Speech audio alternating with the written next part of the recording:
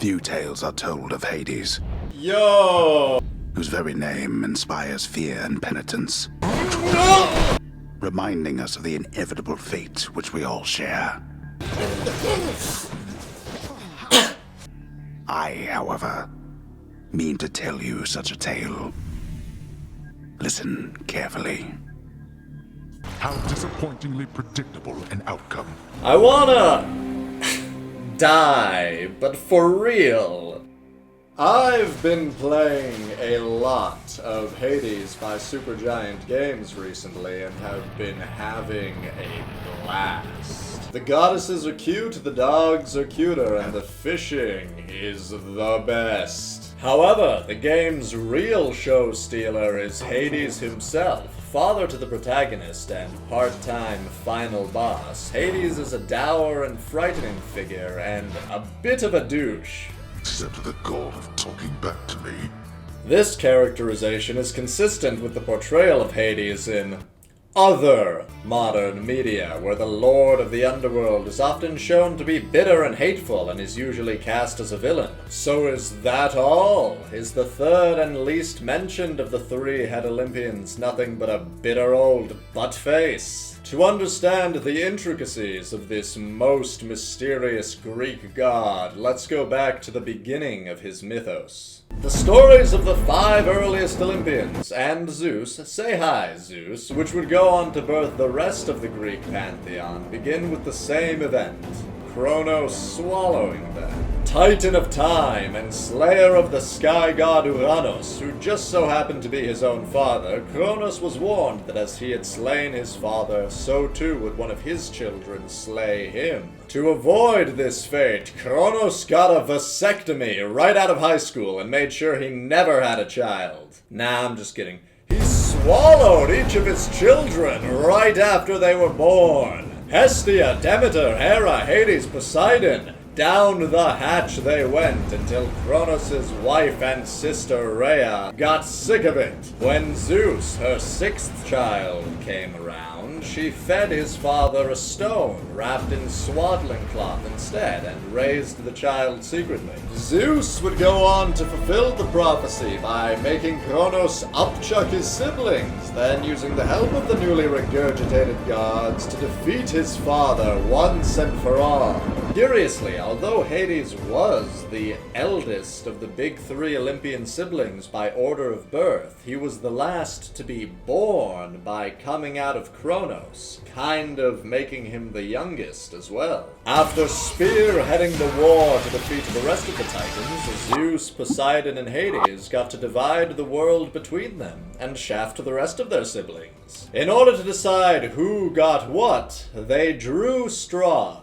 Zeus pulled the longest straw, winning him the sky and dominion over the other gods. Poseidon pulled the middle straw and got the sea, and Hades pulled the shortest straw and got what was left. The land, right? Nope, he got control over the dead and was relegated to live in the depths of the underworld, right next to the primordial chasm of Tartarus and all the dead titans.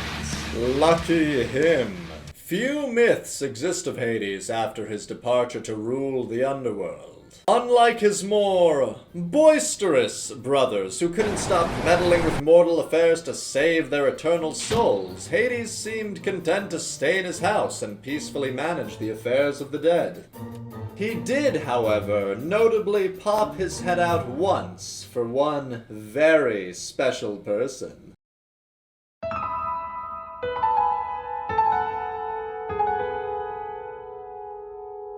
For the first time since he took up the throne of the dead, Hades was truly unhappy. He had his palace, his subjects, and untold wealth deep beneath the earth, but he was bereft of his heart's one true desire. For he had fallen hopelessly in love with the gentle Persephone, daughter of the harvest goddess Demeter. Day and night he would watch her from beneath the ground, and day and night he would sink deeper into the mire of his love.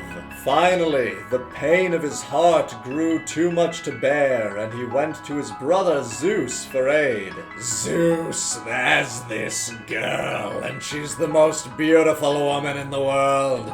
She struck my heart out with her eyes and holds it now in her hands.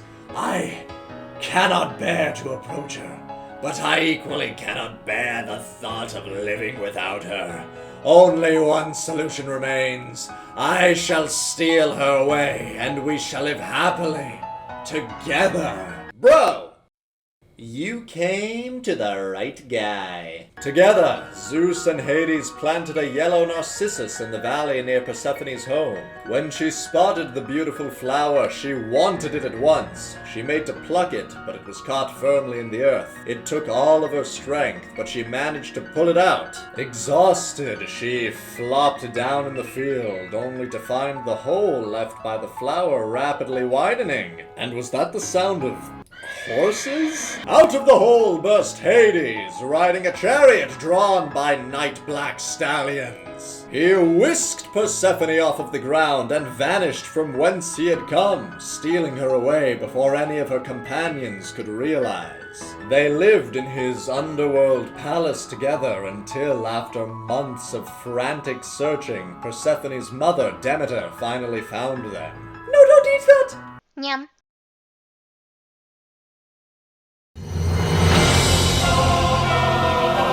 Persephone had eaten the fruit of the underworld and was now bound to her new home.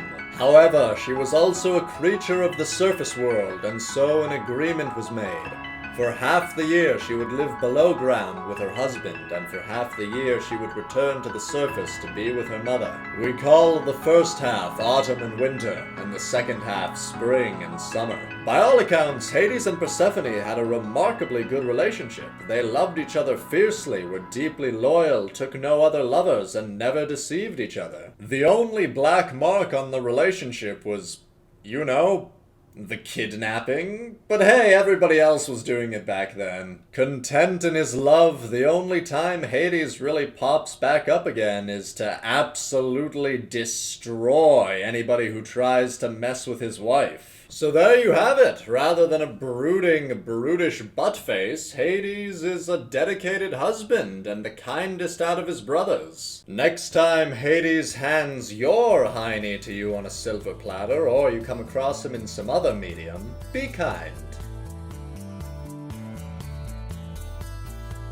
Enjoyed the video and thinking about riding out on your black chariot to kidnap another one? Well, you don't need to do that, buddy, but you can click here to watch a video about the whirlwind history of the tomato. And make sure to subscribe for videos covering history, mythology, and more.